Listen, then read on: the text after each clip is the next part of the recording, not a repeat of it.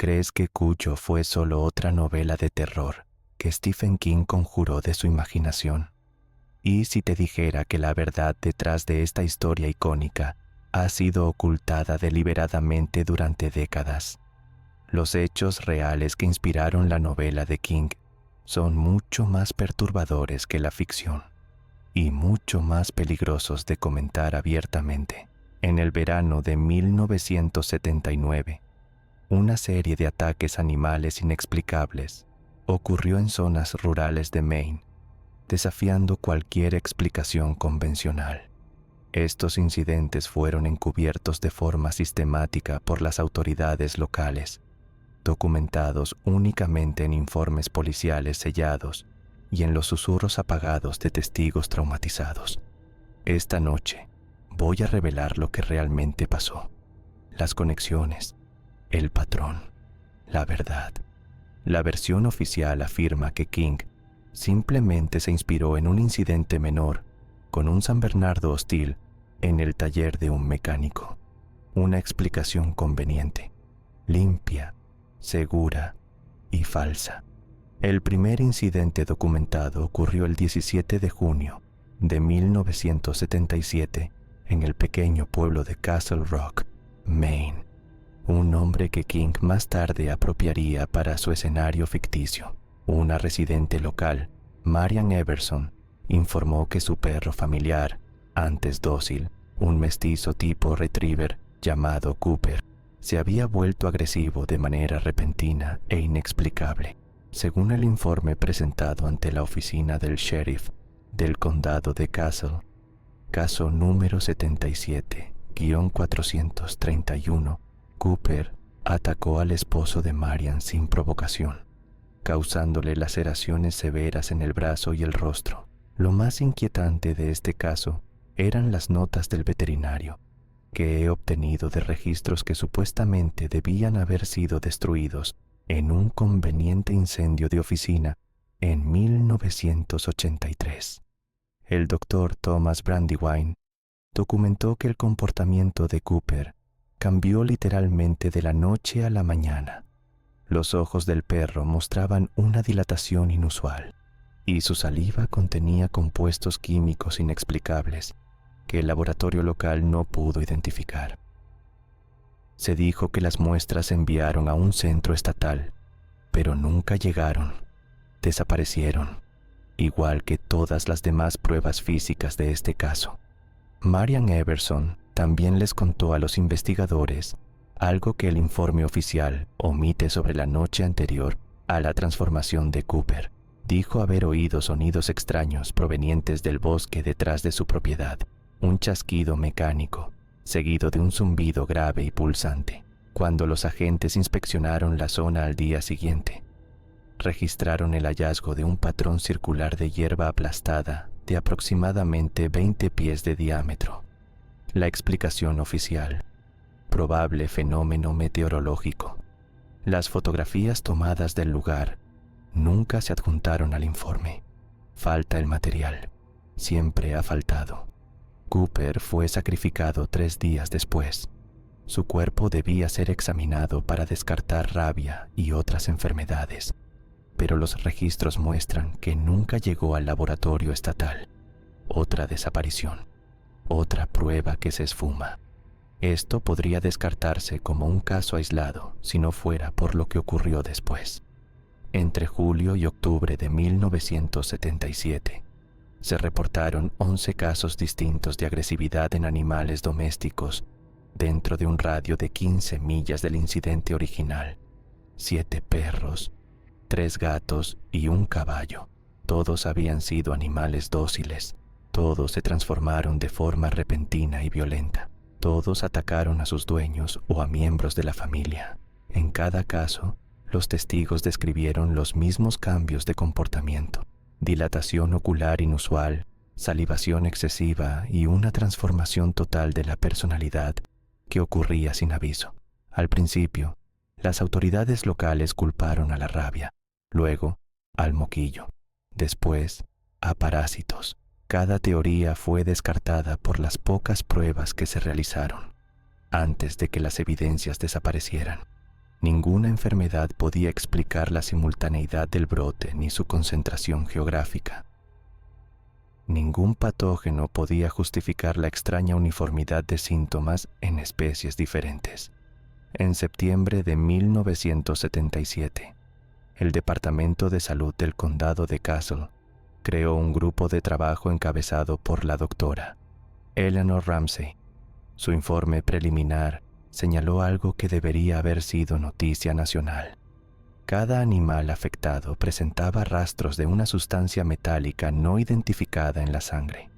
Los análisis espectrográficos mostraron similitudes con el titanio, pero con propiedades inexplicables que Ramsey describió como incompatibles con los elementos conocidos.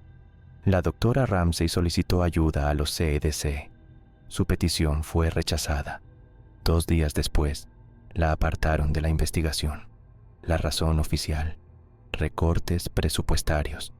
Una semana más tarde, el grupo de trabajo fue disuelto. La doctora Ramsey se tomó de repente un año sabático y se trasladó a Arizona. Nunca habló públicamente de sus hallazgos. Nunca publicó su investigación. Cuando intenté contactarla en 2019, descubrí que había muerto 3 años antes, en circunstancias que siguen sin estar claras. El momento es interesante.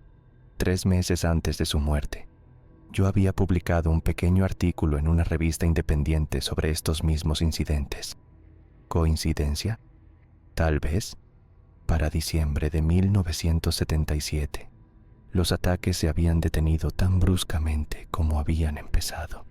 Los periódicos locales publicaron breves notas sobre un brote estacional de rabia que había sido contenido con éxito. Caso cerrado. La gente siguió con su vida. Lo olvidaron, pero algo no había terminado. En abril de 1978 surgió un patrón aún más inquietante.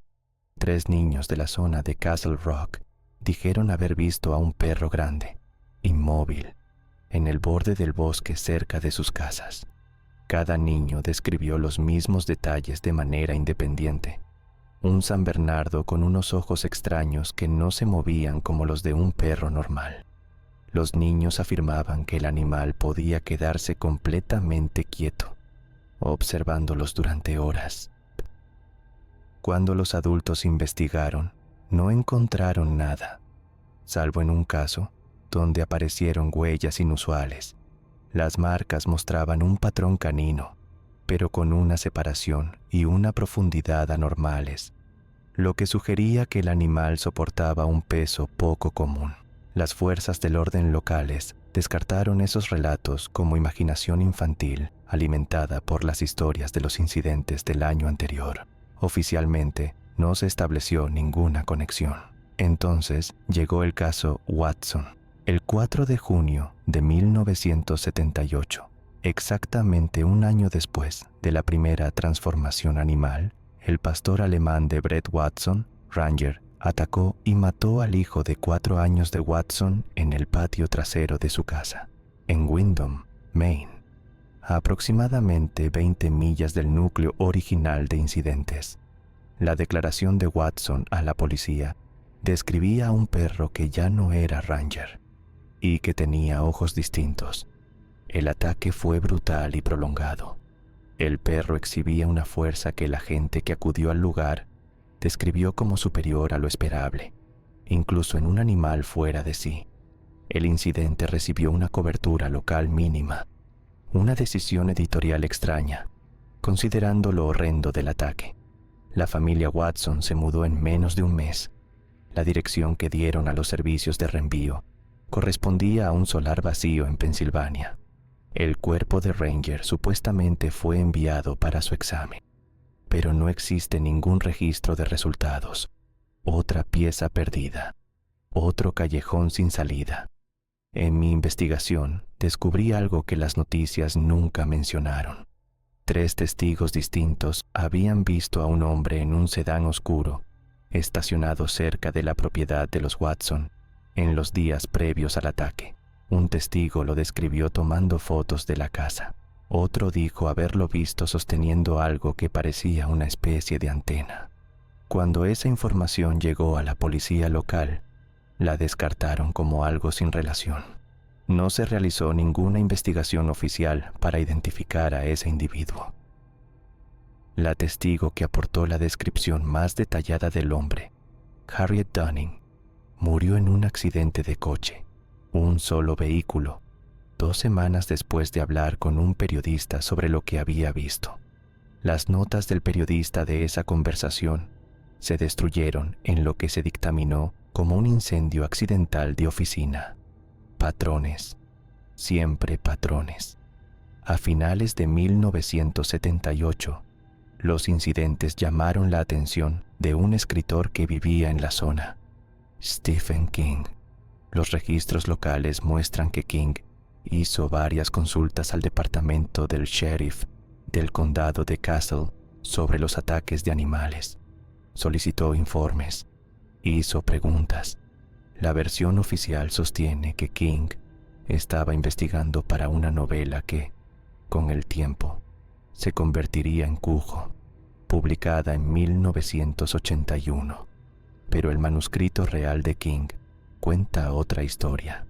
El borrador original de Cuyo, que he obtenido a través de una fuente que desea permanecer en el anonimato, contenía detalles que jamás aparecieron en la versión publicada. Detalles que coincidían con precisión con los registros sellados de los incidentes reales.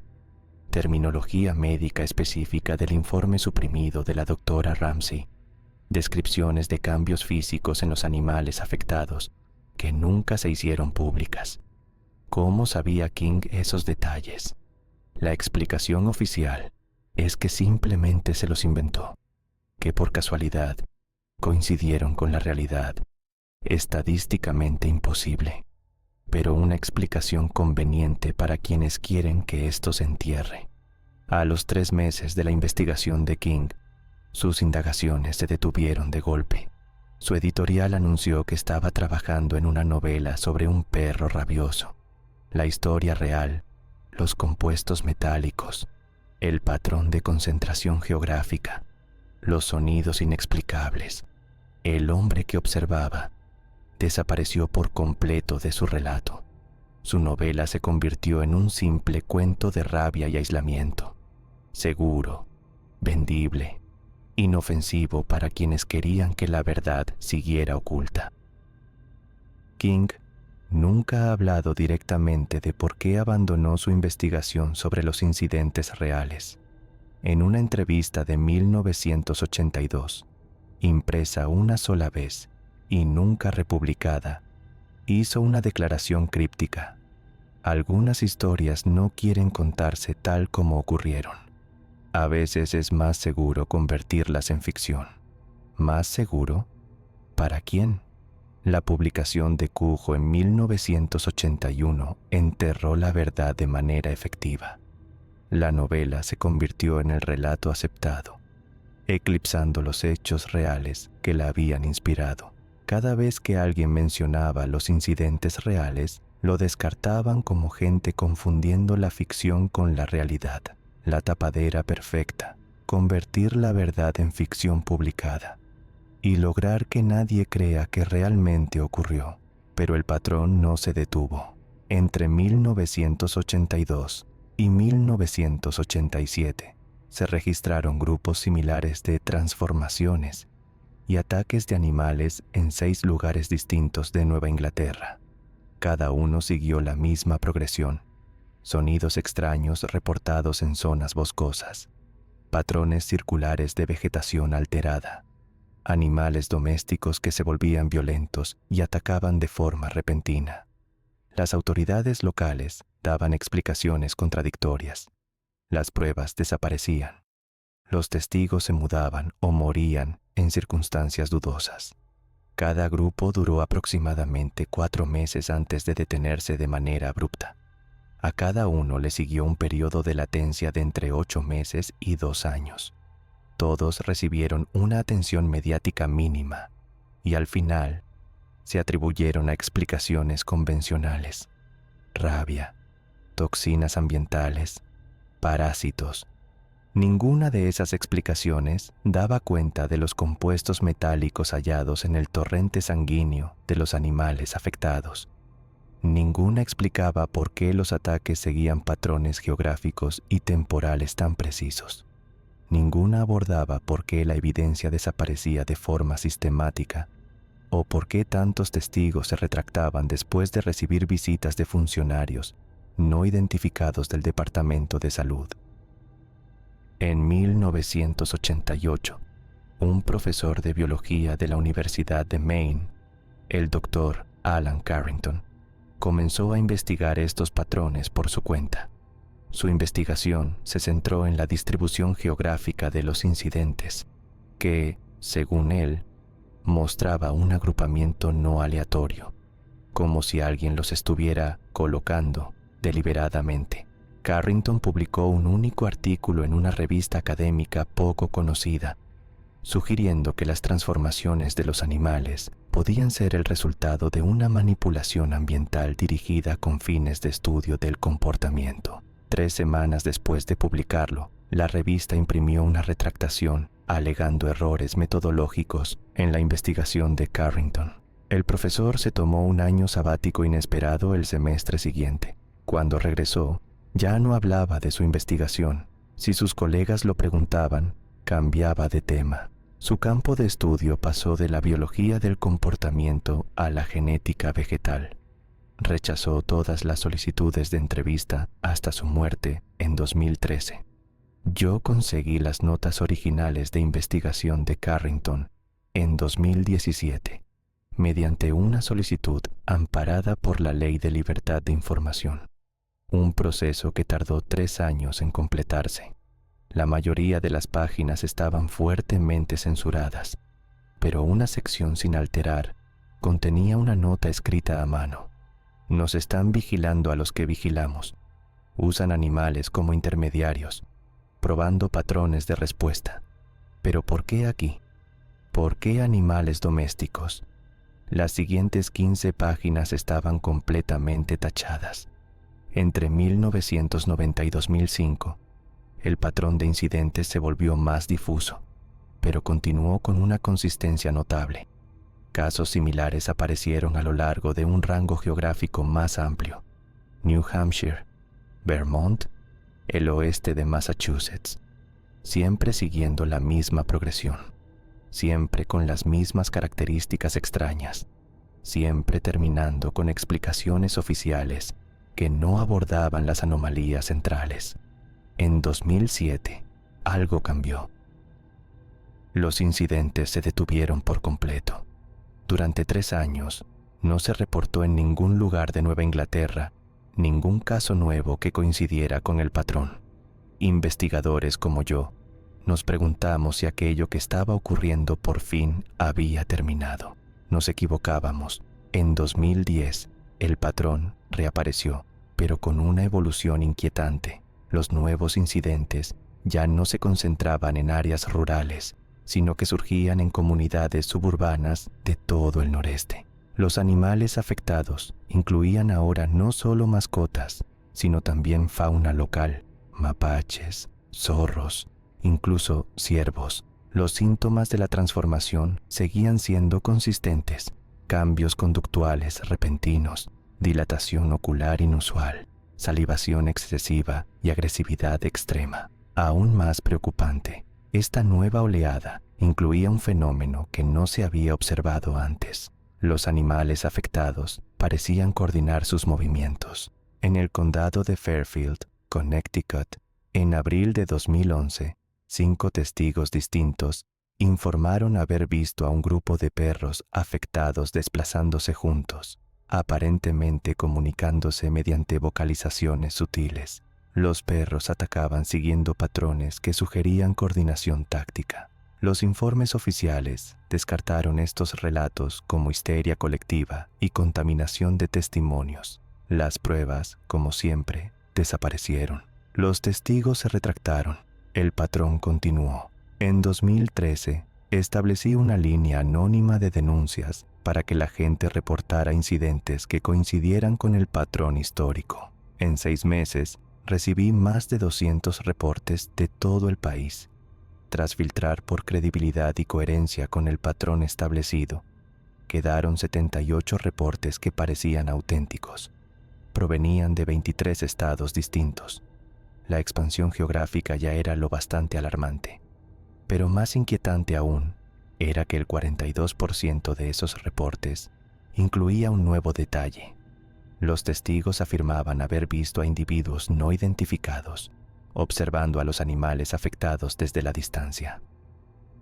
Estos observadores eran descritos de manera consistente como hombres y mujeres de aspecto oficial, vestidos de oscuro, a menudo con equipos que parecían tecnológicos, pero desconocidos.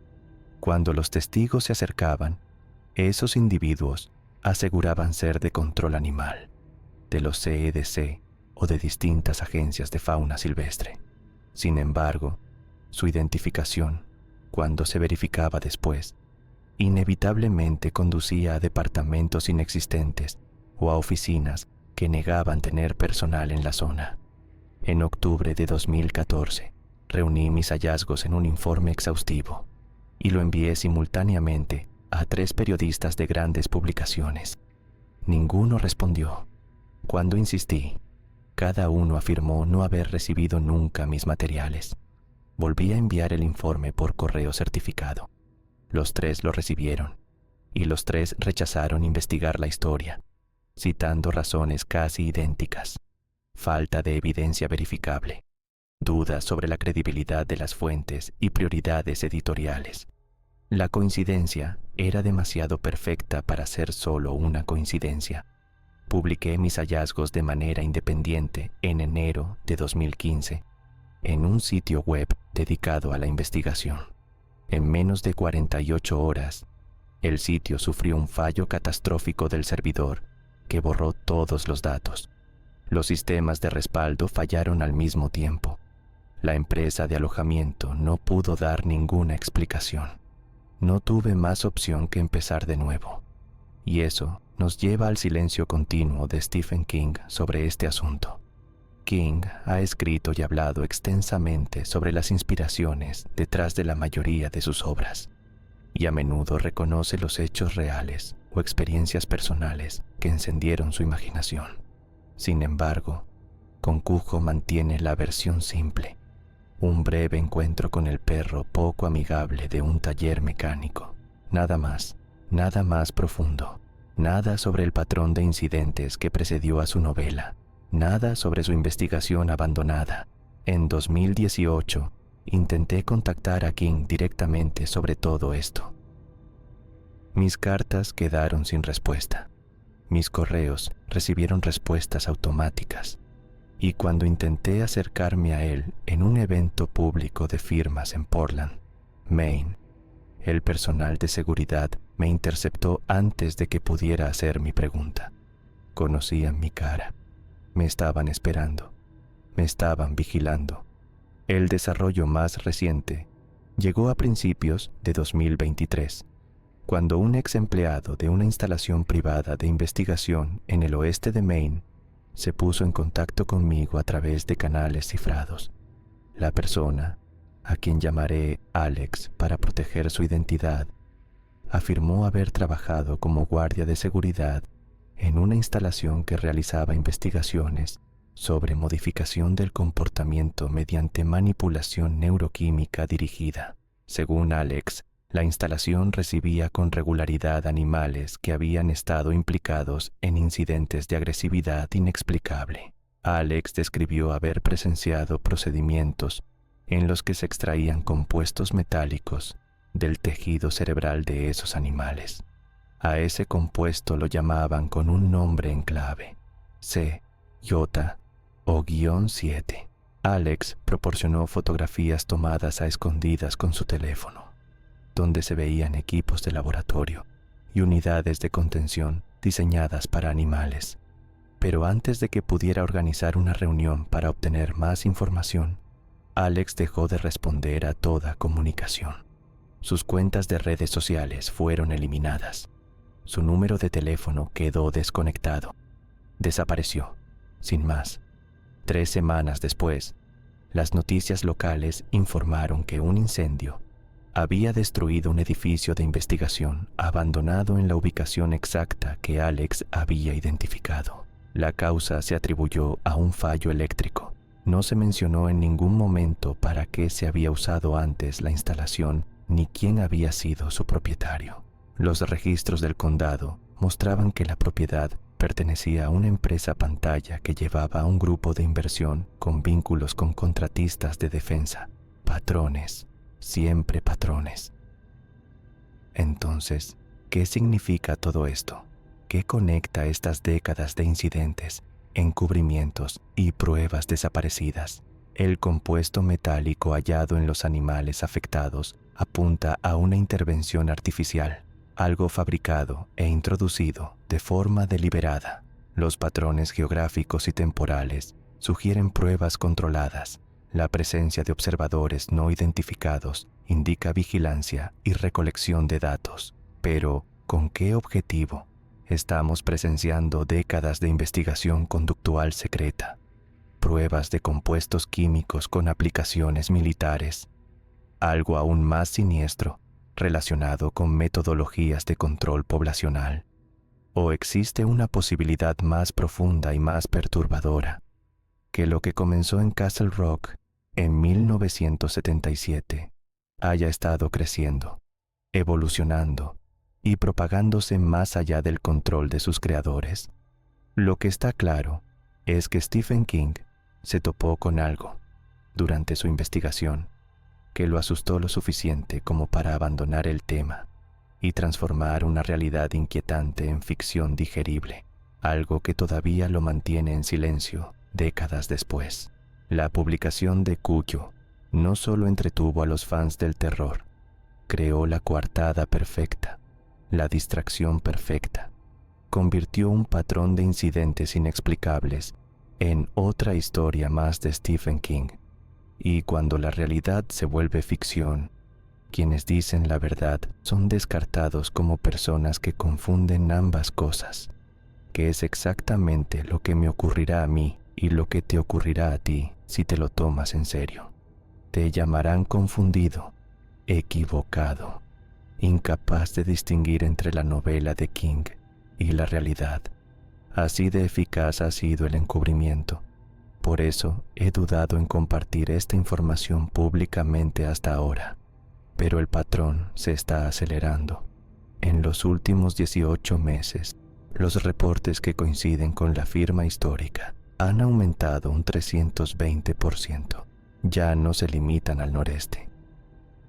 Ahora aparecen casos en toda Norteamérica, con grupos emergiendo en el noroeste del Pacífico, el suroeste y a lo largo del medio oeste. Aún más preocupante, los reportes más recientes incluyen un nuevo detalle: animales afectados que exhiben comportamientos que van más allá de la agresión, comportamientos que sugieren una función cognitiva alterada. Los testigos describen perros resolviendo problemas complejos para alcanzar a sus objetivos, gatos que trabajan en aparente coordinación para desactivar sistemas de seguridad domésticos, fauna silvestre estableciendo perímetros alrededor de zonas afectadas. Las explicaciones oficiales también han evolucionado. Ya no les basta con culpar a la rabia o a las toxinas ambientales. Ahora las autoridades señalan una ilusión colectiva impulsada por redes sociales y respuestas de ansiedad ante el cambio climático. Ya ni siquiera intentan darle sentido. Solo le dan a la gente algo que repetir cuando no quiere enfrentar lo que está pasando. Entonces, ¿por qué te cuento esto ahora? Porque el patrón ha vuelto a cambiar. Porque está ocurriendo algo nuevo. En los últimos 6 meses, 17 personas que vieron o compartieron información sobre estos incidentes en Internet han informado de fenómenos inusuales en sus hogares, aparatos electrónicos fallando en patrones específicos, sonidos sin una fuente clara y, lo más inquietante de todo, sus mascotas mirándolos, quedándose inmóviles durante horas, siguiéndolos de habitación en habitación, clavando la mirada sin parpadear, Varios dicen haberse despertado y encontrar a sus perros o gatos de pie sobre ellos en plena noche, con las pupilas dilatadas y la respiración alterada, para luego volver de golpe a un comportamiento normal cuando les hablaban. Otros describen a sus mascotas reuniéndose junto a ventanas o puertas a horas concretas, como si esperaran a algo o a alguien. Puede que estés pensando que esto solo es un intento de asustarte, de entretenerte con una historia inquietante vagamente conectada con una novela famosa. Entiendo esa reacción. Es más segura que la alternativa. Aceptar que algo está ocurriendo, algo que lleva décadas ocurriendo, algo que está creciendo. He pasado años siguiendo estos patrones, recopilando reportes, entrevistando testigos e intentando ensamblar los fragmentos en una imagen coherente. Lo que encontré apunta a una conclusión ineludible. Cujo no fue ficción inspirada por la realidad. Fue la realidad transformada en ficción para ocultar una verdad demasiado perturbadora como para reconocerla. Y esa verdad sigue desarrollándose a nuestro alrededor. Si has leído hasta aquí, ya estás involucrado. Has estado expuesto a información que los responsables preferirían mantener enterrada.